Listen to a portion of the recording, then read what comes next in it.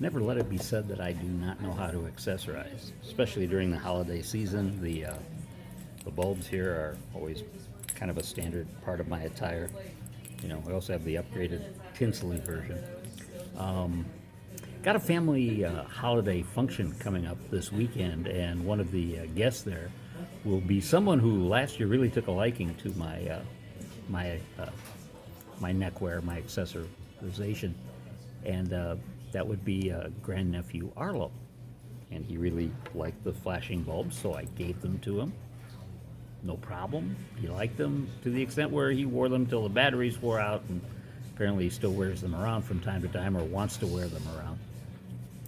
He does call them by their proper name, lights, which is kind of funny because when his dad was a little kid about his age, about 2, we'd go for family rides and we were looking at Christmas lights, and his dad would say, couldn't say his L's real well, so would say, yites, yites, look at the pretty yites.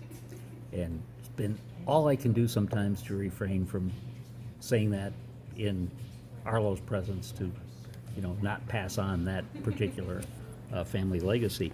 But I was thinking, you know, maybe, you know, if the young man, if he decides he wants the tinsel one or the regular one, what I could do, I thought I could spice this up a little bit. And being the English teacher and writer that I am, I looked up what you would expect me to do, the etymology of the word tinsel, just because. And I found out that the word tinsel comes from the Latin scintilla. Kind of nice. I like the word scintilla.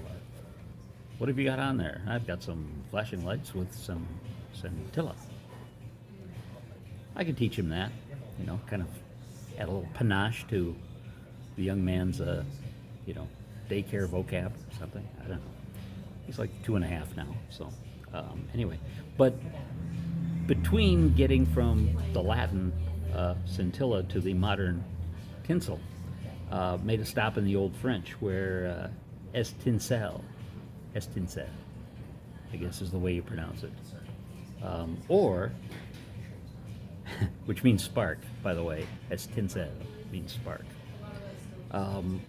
or estinciel means sparkly. Hey Arlo, you want to be a little estinciel?